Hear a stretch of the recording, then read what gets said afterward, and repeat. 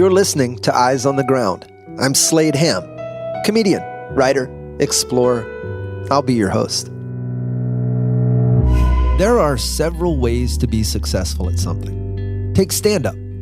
The front-running model, or at least the one the public is most familiar with, is the special comedian. That's not a real term, but it refers to the household names or otherwise better-known comedians.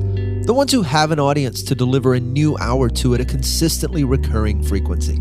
Write new material, record material, get rid of material, repeat. But there are other ways. Most of stand-up comedy works the road. The comedy clubs, cruise ships, military bases, even colleges and corporate gigs. These are the comics who go where the people are. J.R. Brow is one of those comedians, and one of my favorites. Appearances on Comedy Central and The Late Late Show with Craig Ferguson have only solidified the obvious. J.R. Brow is a rock-solid comic with the added flair of being able to play the guitar really, really well. If you're looking for a poster child for the working American stand-up comedian, this is it. It is comedy unfettered by celebrity, and in all the good ways. Nobody in these crowds is giving you a pass because of who you are. You have to earn every bit of it. And 30 years fishing those treacherous waters can't help but teach you some things. I'd like to see what those things are. But first, I pick up with J.R. Brow as we recount a few of our early adventures together. No, we were in Korea. We did Kusan, Busan, and Osan, and Hiroshima, and other parts of near Tokyo, I think, on our way out. We did Seoul, Korea, and then we also did we ever do the Middle East? We did. I recently, but in the early days. No, I think we didn't make it to the Middle East until Iraq. Right. I was with a different booker, I think, at times with that one. I was with Rich. Comics on Duty. Yeah, Rich Williams. And Rich Davis. And we did, you know what? We worked for Rich Davis one time together in a little Texas string, I think. It was you and me and Sarah Tiana, maybe? Yeah. And then most recently, that was the coolest trip in the world, to go from Greenland to Bahamas to Cuba. I mean, we were all over the board, and it was awesome. 130 something degree temperature change in 24 hours. And the brownout. I still have photos of the brownout when we were staying at that hotel, that 5-star hotel where everybody's walking around in their garb. And we're like, hey, where's the bathroom? You know, in Kuwait City at the it was Jamaica Beach, maybe. So for context, we are old friends, and if this conversation sounds conversational, that's probably why. You have been doing stand-up comedy since 19. Tell me when you started. I got on stage open mic 89. Started open micing for a year in 90. And then by 91, I was full-fledged MC. I pretty much anywhere, pick of the litter kind of thing, because, you know, I think when I started, there were maybe 500-600 of us with about 2,000 clubs to choose from. You know, I'm exaggerating, but, you know, and then Comedy Central came along, and then live comedy on television kind of put a dent in a lot of the clubs that were just cashing in on it. So yeah, I've been doing it for over 30 now. So that you say that's an exaggeration. Is it? I mean, if you look back at the early 90s, what was give me the difference between the ratio of comic to club then and now? Because that's what I want to get into. It really was 2,000 comics and 500 clubs to split up.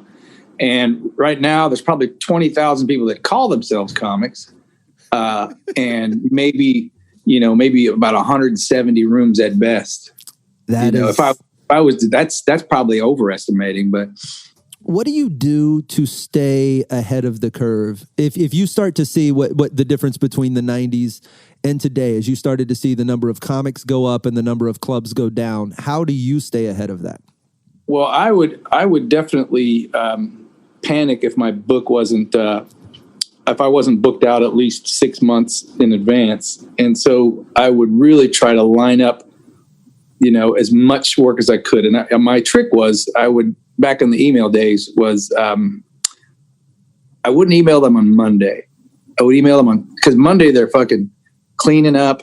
They're doing the numbers. They're doing all the payouts and stuff.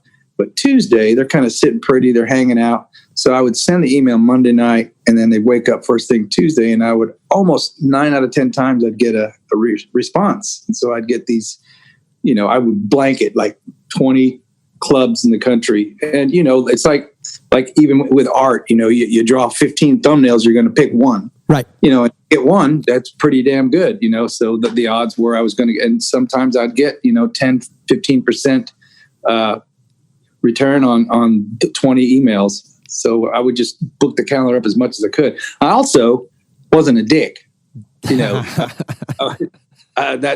helps. I never was a prima donna going into the rooms, and I always did my work. I always, if they told me don't do this, I wouldn't do it. Lay off of this. Don't talk about this. The headliner has this. Wants to talk about that, and I respected that. And I think just being able to get along with people and going through the, not making a statement for yourself. Who the hell are you anyway? You're an MC at this point. You know what I mean? How important is that to be? Where is that line between, all right, I got to be myself and I got to do what I believe is artistically proper and right and blah, all that crap we feed ourselves, versus when do you stop listening to the club, or how long do you listen to them for? When you are able to headline, it is very important to listen as much as you talk. I think when you're an MC, you really don't have that voice just yet. And like I said, it's very rare that you do that young of a stage. By the time you're a feature, you start really making, waves, because, the obviously you're there for a reason. The time served and how funny you are, and the returns that you get. And, unless you've already launched to stardom as a working comic, you kind of have to still go through the motions with, even as a feature slot. And by the time you're a headliner, it's kind of like, well, if I'm a working comic as opposed to superstar that can come in and say whatever the hell he wants or she wants, and call all the shots and have a writer. There are phases to the game: a shut up and listen phase, a trial and error phase, and then another one where you're a bit better and more professional. Like every episode of this podcast, I hope you take what works for you and discard what doesn't. This is honest talk from the man at the crossroads. If you want to get where you're going, you got to listen to him. You got to go through the forest, and JR obviously knows how to navigate that terrain. By the time you're a feature, you should have found your voice, and you should have known your act, and you should also, and you're also a little older, and you're a little more mature, I think, and you start seeing the formulas that you've used over and over again to get to the punchlines. You start taking real stuff, real issues. I've always been kind of a Jingle Keys kind of guy. You know what I mean? Like tiny object. Oh, you know what I mean? Or funny voice. And that's just who I am. I've never been a political comic, and when I do, I find that sometimes I really have to stand behind what it is that I'm saying. You got to go the full.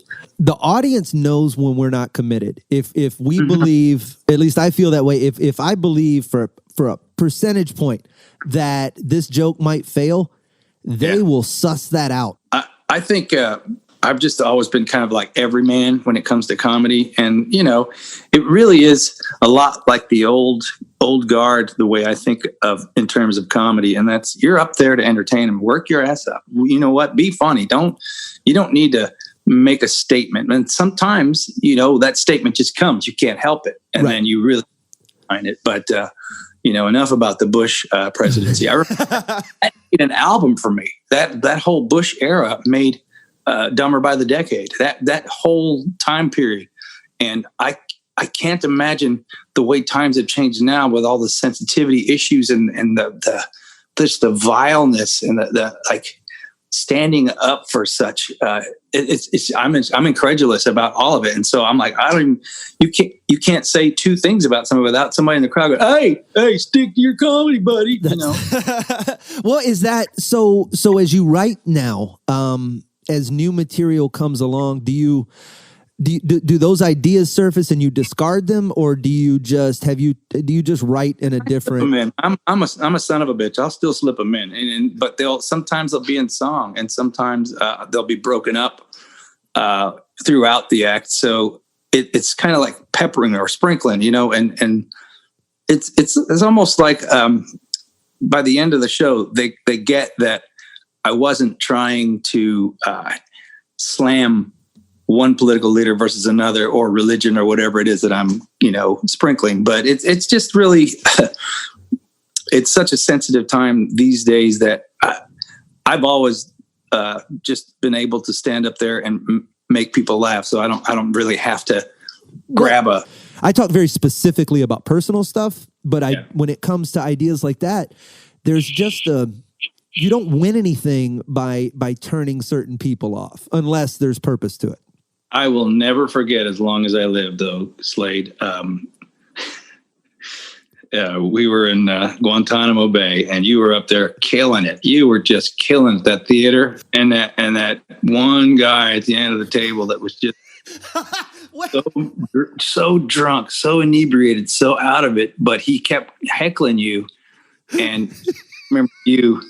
Like laser focused on him, and we could not. None of us could get your eyes off of him. You were like, I couldn't get my eyes off of him either. It was just hysterical. I was like, God, I've never seen Slade this furious. But it's because all you did was a simple redneck joke that wasn't even slamming rednecks. You were just acknowledging the fact that you knew rednecks. It was just all I did was shine a light on this was my entire youth. It's my life. I grew up in this environment, and the Beaumont came back to haunt you. Yes. It felt. That's all right. Link that for me a lot too. So you just hit too close to home sometime, and he was very drunk and he got very upset. But that was one of those things, man. And I think my anger came out of that because it was such a perfect setting. Otherwise, we had been out and about and gotten some swimming in. We were nice and sun-baked. The setting there was beautiful. The sun is setting behind this massive concert stage. Hundreds around us. Oh, there were iguanas everywhere, and just hundreds of people sprawled out. It was just as good of a show as you could have. And the best sound guy we could have asked for. Yes. Everything. It was lit up. Perfect. And that bitch was just pissing on your parade. These stories remind me of how predominant this model of comedy is. The road warrior, the blue-collar joke slinger, in full-blown survival mode. It really is art.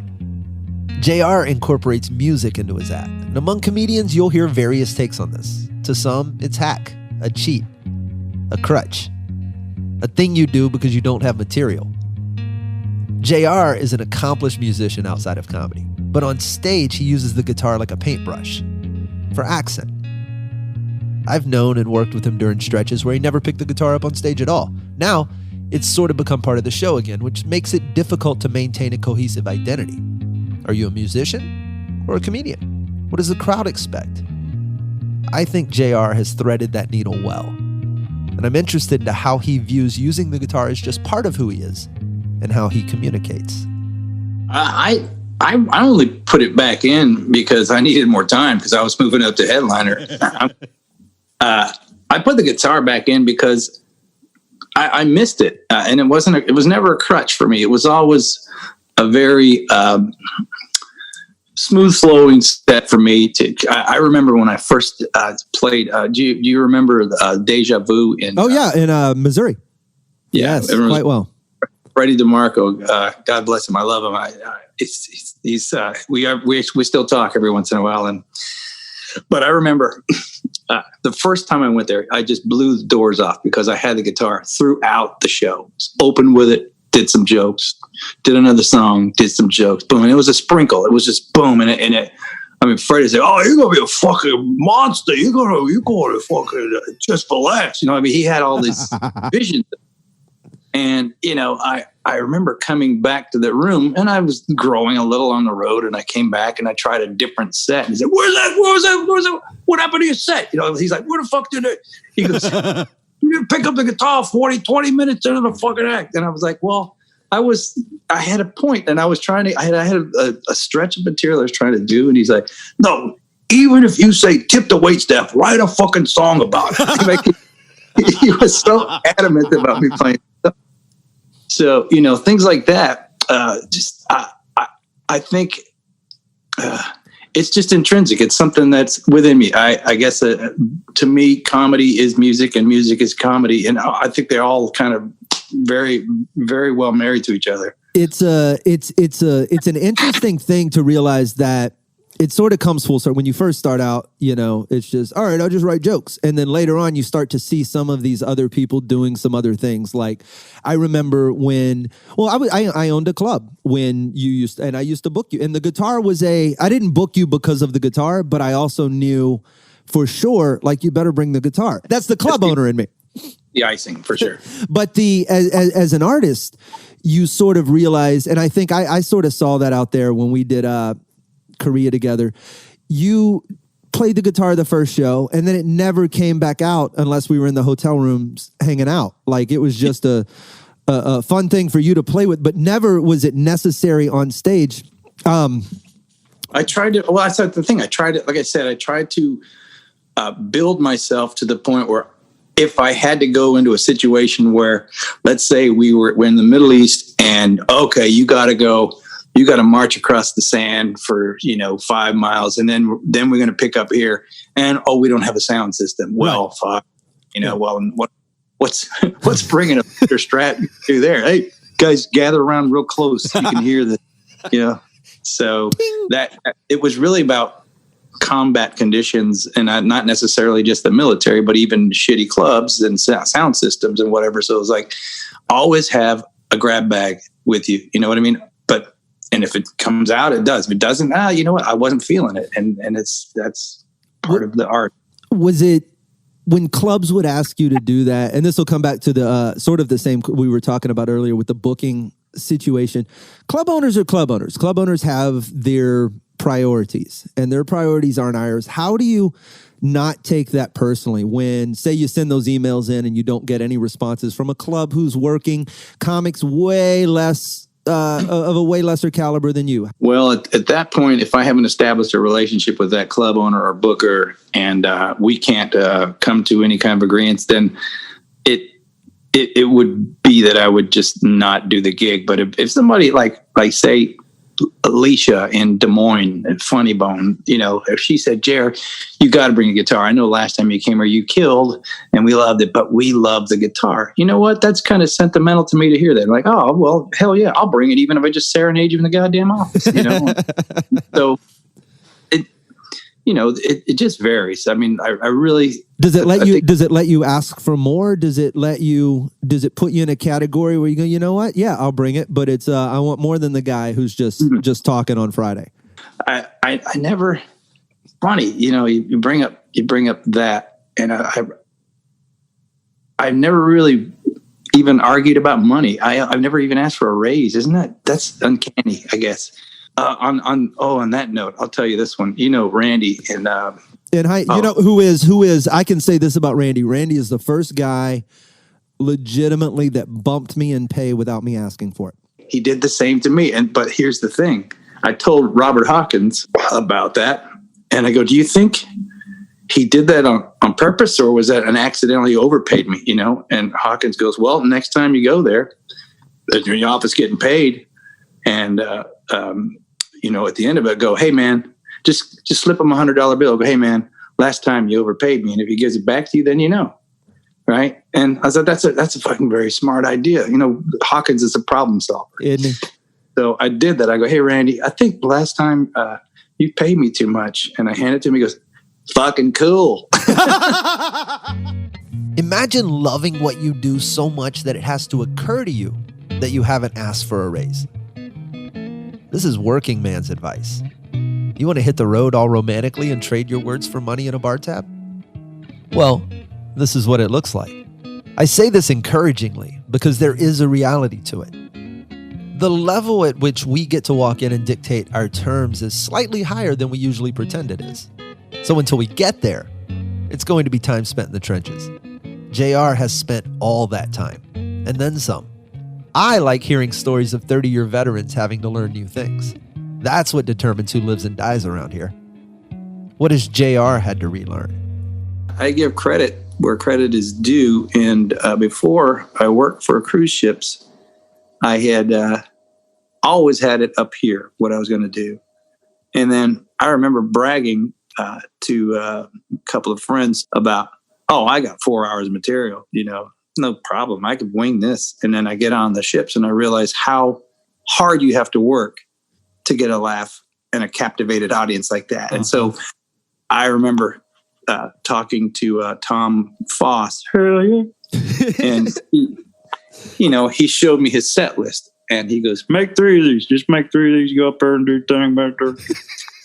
That's not how he talks. I fucking with him, but he was so exact and so precise about every show, and I watched him, and I went, "Wow!" So I hammered out 3 particular set lists, and I stuck with them, to the point where I didn't need the set list on the stool. Right. But I would do it over and over again to the point where I felt comfortable. And then I realized after bragging, I got 4 hours. Actually, what I really have is about 110 minutes of funny. And the rest is just fucking filler. Was that sobering though? To one, have to realize how wrong you were about how much material you had, and two, to look up, 20 something years into the game and realize you had an entirely different skill set you needed to sit back and work on. Oh yeah. Because I think when you write a bit and then you write another bit about the same topic and then you write another bit about the same topic, then it's called a chunk, right? And then you start building chunks out of bits. That's what I call it, bits and chunks. Yep. And once you have those huge chunks of material, then they're easily like Legos. You pull them out and you can put them anywhere. And that was the fun of building that far into the, down the line 20 years later. You're finding the modular nature of all of your material. Yeah. And also don't write a joke that you can't tell 20 years from now. I always thought, I'm kidding. But, of course I write material, but a lot of times I was never topical. I was never, hey, what's going on in the news today? It wasn't something. To what you're saying, this is there are different ways to do comedy. And, one of the models, as we were speaking of earlier, is that releasing a special once every year and a half or 2 years, or whatever that model is that requires crafting material for that purpose. Right. And particularly it's called burning a bit, like once it's on an album or once you have it on a special, naturally you're going to have to write a whole new hour. And usually you don't do that. You hire writers. And, it's so funny if they knew how many people. Right? Holy shit. Weren't doing themselves. But when you're really just kind of appealing to the club owner, the booker, and trying to get them, it's called dancing with the one that brung you. You basically have to give them the best version of you every damn night, even Wednesday. You know what I mean? Like it just has to be. And how do you keep yourself and your artistic integrity from putting a gun in your mouth? Yeah, that's that's a much more poetic way of asking the question. Yes. How? You stare in the mirror and you go, "You are good." I don't know, man. You get out the art that you want to get out. It's not like you're bottled up full of stuff that you're trying to, squeeze in, and you just can't because the clubs won't let you. How do you do that? Slip it in. Like I said, that's always the art. I think the art of, I think the best comics, and I might not be totally patting myself on the back here, but I also might, but the best comics can do that, can slip it in, and if you've got a set and you can then slide in the new stuff, you never open with it, but every once in a while you do it just to be a dick or prove the other comic wrong, right. Like, so you should open with that, and you're like, okay, watch me. Just to see if you can dig out of the hole. That would be you and I on the road. This is as real as it gets. It's like a police ride-along. JR has always been one of the most likable, relatable comics I've ever worked with or booked. Sometimes that kind of charisma is natural, and certainly it is in his case. He's the guy you want to have beers with, inarguably. But so much of what happens on stage is orchestrated. And when it comes to how he's perceived, it is no accident. This gets down to set building and design. So let's try a metaphor. I got this advice from the late, great Charlie Shannon. Oh, yeah, God rest his soul. He was one of the funniest comics to have ever walked this earth. But when I was first starting, he goes, he noticed I did like a dirty joke right out the gate. And he goes, "What are you doing?" I go, "What?" He goes, "You fucked them too early." And I go, What do you mean?" He goes, "They're your date. Every audience is your date. Remember this? We talked about this 100 times. You take her to dinner, right? You introduce her to your parents. Yeah, you take her to the movies. Then you take her to bed, because if you fuck her too early, she just wants to go home." I thought about that. That's such a great analogy for clean material first, dirty material next, dirtiest material last. Yes. So it's just a pattern. And I tell that to all the new guys as I was coming up. And I can't tell you, dude, I cannot tell you how many times guys that have been doing it now 10, 15 years tell me that they remember that particular thing. It's stuck with me, and it's because it's not even just about the dirtiness of it. It's about the edginess of anything. I found that structuring a set in a way that builds a bunch of trust in the first third or quarter, and then test that trust sort of in the middle. And all along the way, at least in my style, there's a bit of a wink in the eye. There's a bit of I'm letting you know I'm in on the joke, so that by the time we're a half hour into the show, you can do anything you want to at all. And it doesn't even have to be dirty. It can be controversial, but they know you engage them, you befriend them, then they trust you. They don't look at you like, who is this guy, you know? Yep. It's because you are in the perceived leadership position in the room, and people need to trust their leaders. And you and I have seen 1,000 times a bad leader on that stage. I like the MCs that go right up into a joke. You got to welcome the people to the room. Let's pretend this is your house. Okay. This is your house. You're welcome. You don't just barge in a room full of strangers. They're sitting in your house. You want to welcome them. Someone knocked at the door. You open it up, stuck a chicken leg in their mouth, and slammed the door. Good. It's good. Eat it. Yeah. No, but I tell them, MCs, like, welcome. We're going to have a great show, and you're excited. You got to act excited about it. And then you go into material, because first of all, they're looking at you. They don't know you. They came to see, the headliner. Who is this guy? Wait a minute. If he told me, maybe I'd listen. And now I respect that in open mic situations where you're only given 3 to 5 minutes. Yeah, you don't. Hey, it's a great time. That's just filler. But when you're MCing, yeah, you got to set the tone. And then the feature comes up, and it's called the feature set because he might be a star someday. He or she might be a star someday. So they can go right into material. They can do whatever because they're being introduced. Yep. And we've already established what the room is and what the rules are and what the rhythm's supposed to be. And, that's kind of why I've always respected the scene here in Austin, is that they've kind of, Cap City, God. Oh, rest in peace. They trained comics to do that. They made sure of it, and tell you, man, any comic that come into the city and watch whoever was on the stage are like, man, it's just so well run, If you're a new comic right now and you're starting out, because like you just mentioned, I came up in the comedy showcase model in South Houston, which was a fantastic, sort of the same thing. It was a training ground for young MCs and for features, and it taught you how to play all those positions. And now it's a bit of this scattershot. The clubs certainly don't, the big chains aren't training anybody. They don't have a vested interest in building out their MC roster. And the indie clubs also don't have anybody there that can teach. If you're a new comic, where do you go to school? You watch a lot of the old guard. I mean, honestly, that's kind of the way to do it. I don't know. Maybe it's all changing for the better once the pandemic is lifted and we're back in society. Perhaps we have a newfound respect for the craft. And people, but I don't think anybody's really done anything wrong. There's still some really funny young comics coming up, but then again, they do come out of clubs that train you to do this, but then like you said, you have the gigs on the outskirts of town. That's just or not the outskirts, but just a bar. And it's not really a comedy show. I'm pretty sure one or two guys in that show have done the city room or the A rooms. Right. So it's their responsibility. It's always guys that have been there for a while. Whenever I still see comics kind of fucking it up, I'll pull them aside and tell them, that I don't tell them what not to do. I tell them what to do.